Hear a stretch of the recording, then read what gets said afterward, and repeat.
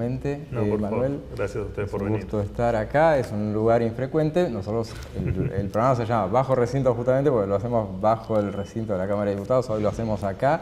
Acá que es tu ámbito de trabajo. Acá, bueno, esta oficina no necesariamente, esta oficina del subsecretario de prensa, pero bueno, estoy acá a metro, sí, exactamente. ¿Y cuántas horas pasás por día? Muchas horas, Muchas, mejor ni te las cuento para no preocuparme, pero llego muy temprano y... Bueno, son lugares donde trabajas 24 horas, ¿no? Independientemente de que estés físicamente en la Casa Rosada, pero muchas horas uno pasa acá adentro. Entonces yo arranco de una manera infrecuente, o sea, en vez de pedirte tu opinión, voy a dar la opinión mía así, en cuanto a que yo digo que los economistas son personas muy estructuradas, que calculan todo, que planifican a largo plazo. Hace un año, ¿vos te imaginabas que ibas a estar haciendo lo que estás haciendo ahora? No, bueno, de hecho la primer nota que le hace el periodismo al presidente Milei electo, o sea, el 20 de noviembre, que le hace donde él estaba, donde fue el búnker, digamos, en el Hotel Libertador, la primera entrevista se la hago yo. Sí. Digamos, más allá de, bueno, mi amistad con él y con Karina, con la hermana, la primera nota se la hago yo y bueno, de hecho a partir de ahí fue que se empezó a gestar el que yo podía sumar valor al gobierno. Así que imagínate que no, hace un año mucho menos. No te lo imaginabas para nada. La verdad que no. Y te cambió la vida, obviamente. Me cambió la vida, pero como digo siempre, ¿no? Más allá de las dudas del principio, bueno, en definitiva era el momento para los que tantos años defendimos las ideas de la libertad y que estuvimos en lo que le denominamos, no sé si bien o mal, pero la batalla cultural en los medios. Bueno, la verdad es que tener la posibilidad de ser parte de la ejecución de esas ideas, bueno, era el momento, ¿no? No iba a haber otro momento, era ese momento, así que fue la decisión de sumar. Igualmente vos ya lo estabas buscando, digo, meterte en política. Vos estuviste en Unidos, con número 2.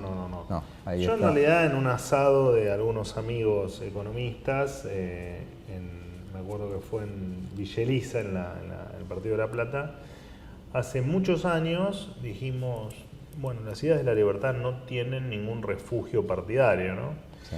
Y se nos ocurrió iniciar con Unidos en el proyecto de tratar de hacerlo. Después es complejo, las estructuras partidarias son difíciles y no es todo tan fácil como uno cree o como uno creería estando del otro lado.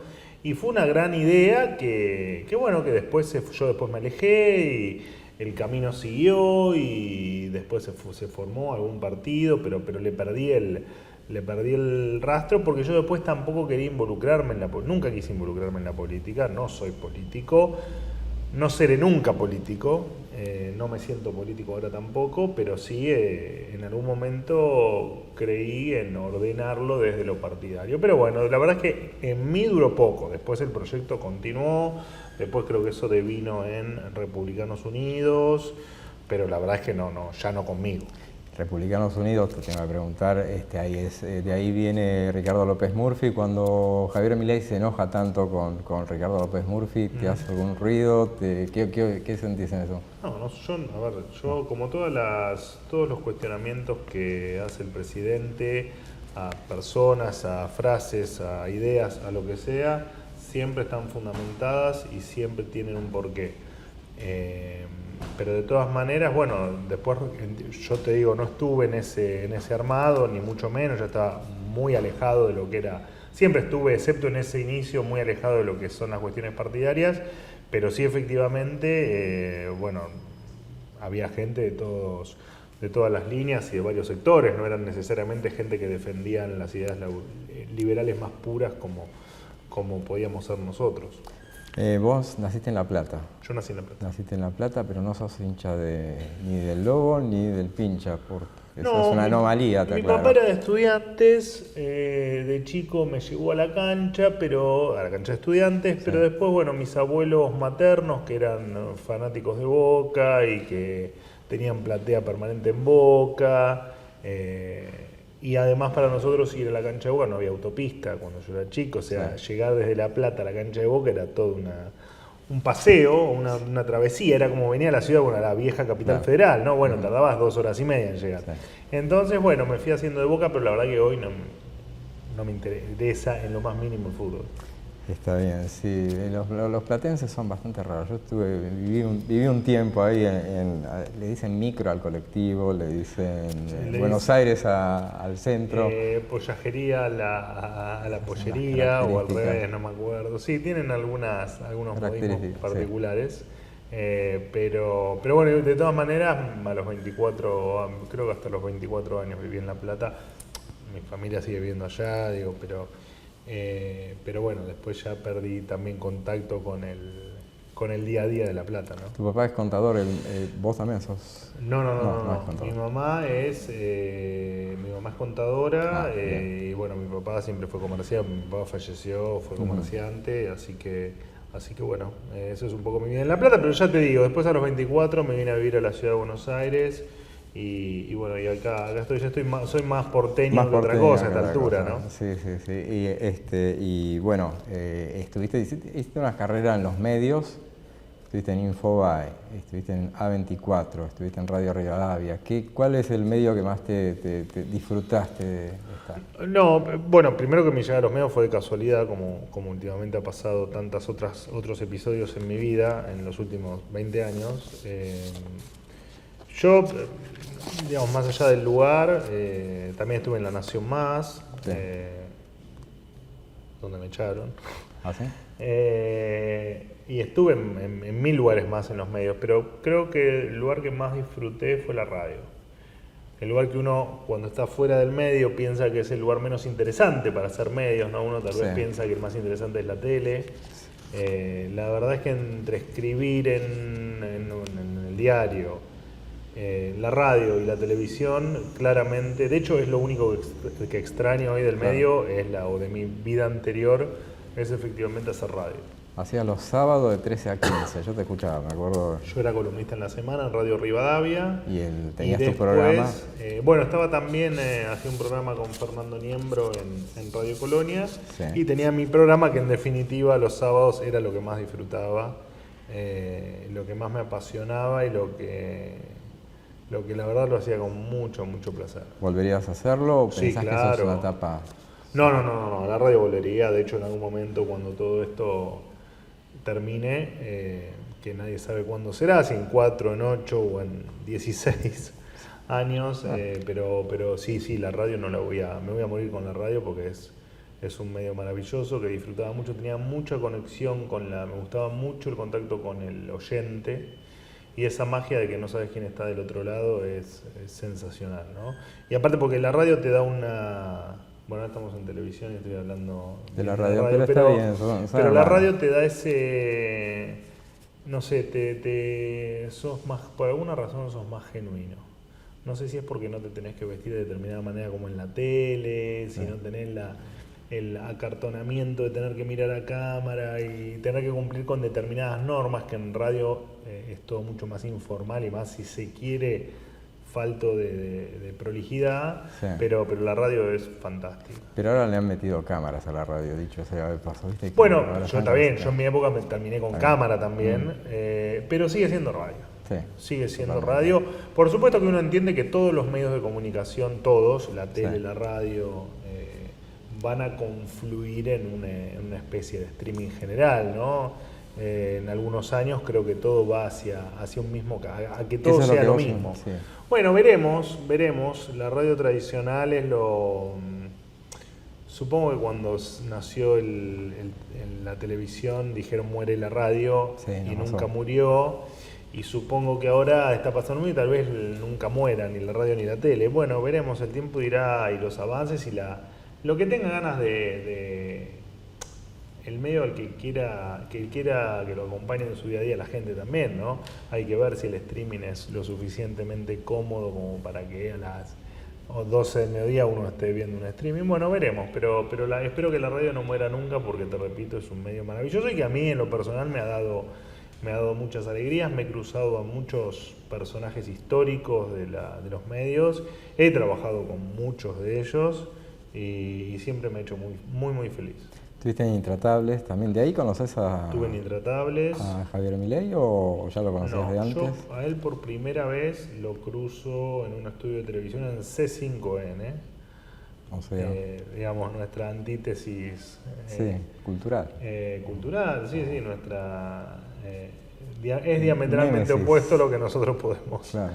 podemos pensar, pero bueno, íbamos, Pero ahí se íbamos encontraban, ahí nos encontramos y bueno, después nunca más perdimos relación. ¿Y qué? ¿Hablas frecuentemente, habitás el Sí. mismo espacio de trabajo, hablas frecuentemente, hablas de economía con él?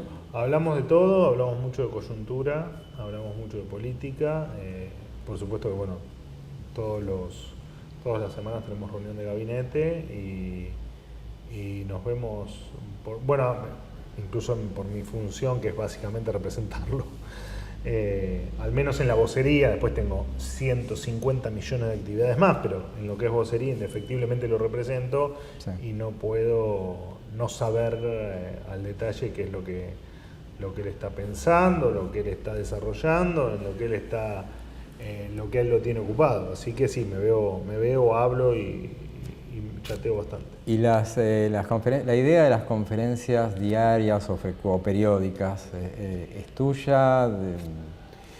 Mira, lo cierto es que el 11 de diciembre hacíamos la conferencia inaugural, si se quiere, presentándome ante los periodistas. Yo vengo del medio, me conocían todos, obviamente, yo muchos de ellos también los conocía, incluso con algunos había trabajado, hasta hacía un mes había trabajado, o 10 días había trabajado con ellos. Y bueno, a partir de ahí, en un formato ese primer día, por supuesto, mucho más formal, mucho más institucional, mucho más acartonado, por así decirlo, más típico de lo que uno espera de una conferencia de prensa. La idea era al principio hacerla todos los días, las primeras semanas, como para, al principio se supone que uno tiene tal vez novedades más, si se quiere, estructurales de lo que va pasando en el gobierno.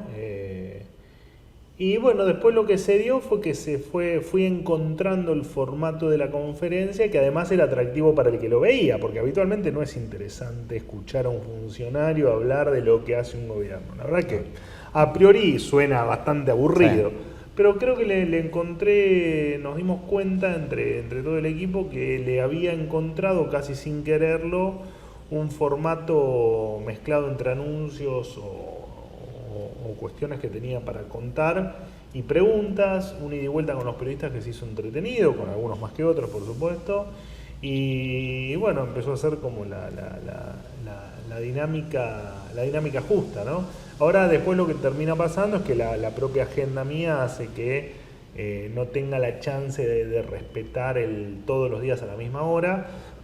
De hecho, esta semana hice 2 conferencias, las 2 fuera de horario, en horarios atípicos y con formato diferente, sin preguntas, porque eran anuncios puntuales que había que hacerlos después de que ocurran determinados episodios. Pero la idea es mantenerlo, ¿no? El recurso comunicacional, y aparte porque la verdad me entretiene, es mi momento de diversión en el buen sentido, ¿no?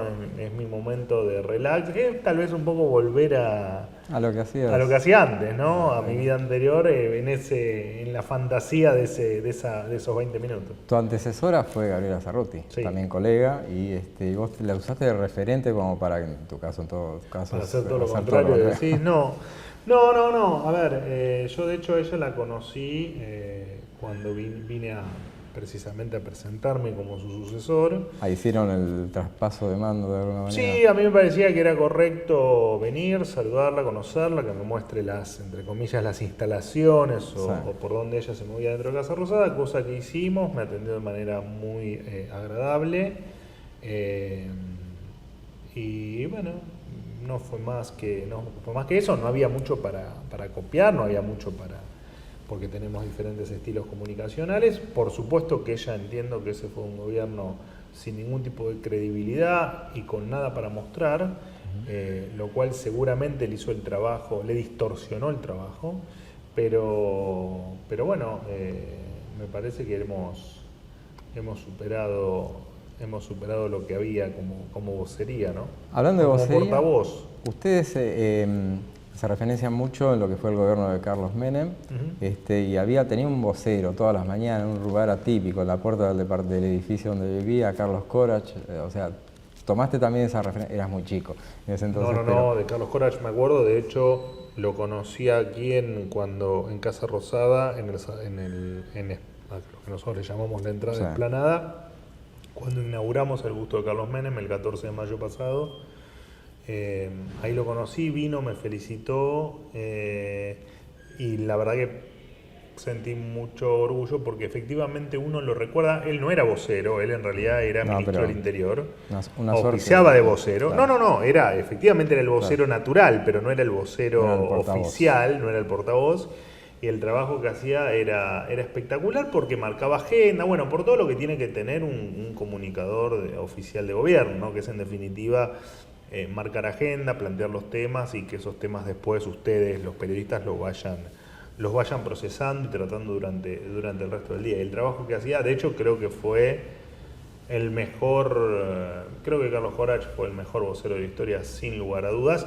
Bueno, todos hablan muy bien de López, yo, el vocero de Alfonsín, yo no lo conocí, me lo he cruzado después en alguna cena que nos han presentado, pero la verdad es que era muy chico, no tengo recuerdo, sí tengo recuerdo de Corach, y lo de Corach era fabuloso e insuperable.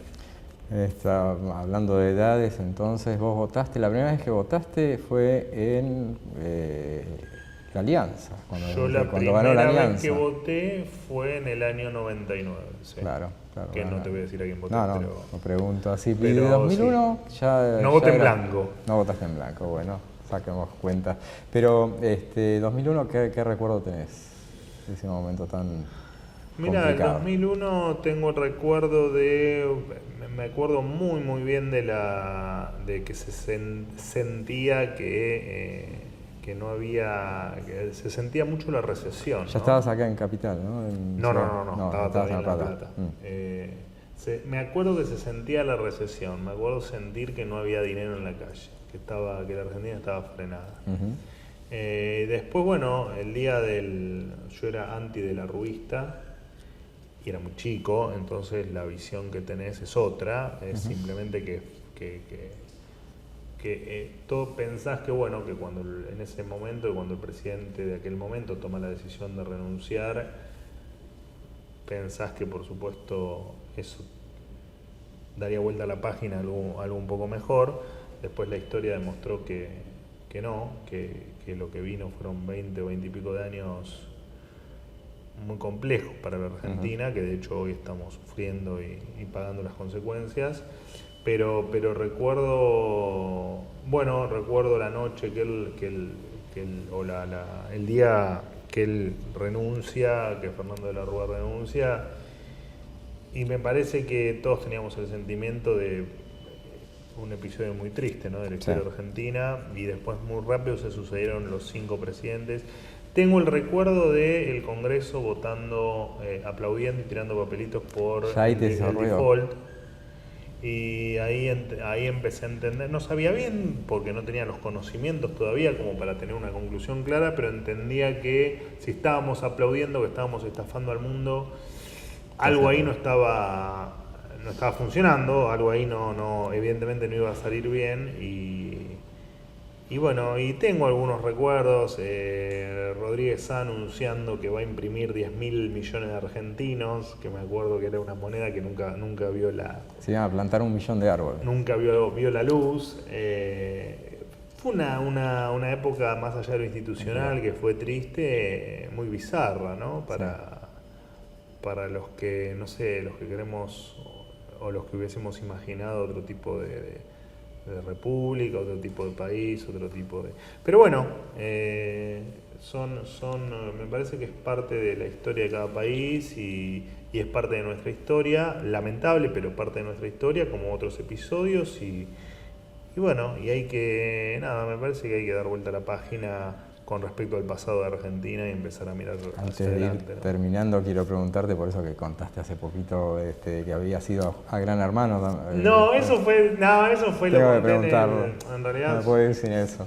Estaba yo era más chico todavía del 2001, porque esto creo que fue 2000, y estábamos con unos amigos medio en chiste, y como, che, nos anotamos, y me sale la preselección que había, que en ese momento, yo no me acuerdo si era por mail, porque estamos hablando, no había... Era muy... Claro. La tecnología era otra, no sí. había WhatsApp, no había Estamos nada hablando de esto. hace 20 Y después, años. bueno, abandoné. Sí. No sé qué hubiese pasado si seguía, pero... Me hubiera cambiado la vida, ¿no? Pero bueno, ya te cambió la probablemente vida. era probablemente el destino, ¿no? Si no era ahí, iba a ser en otra oportunidad, pero fue solamente eso.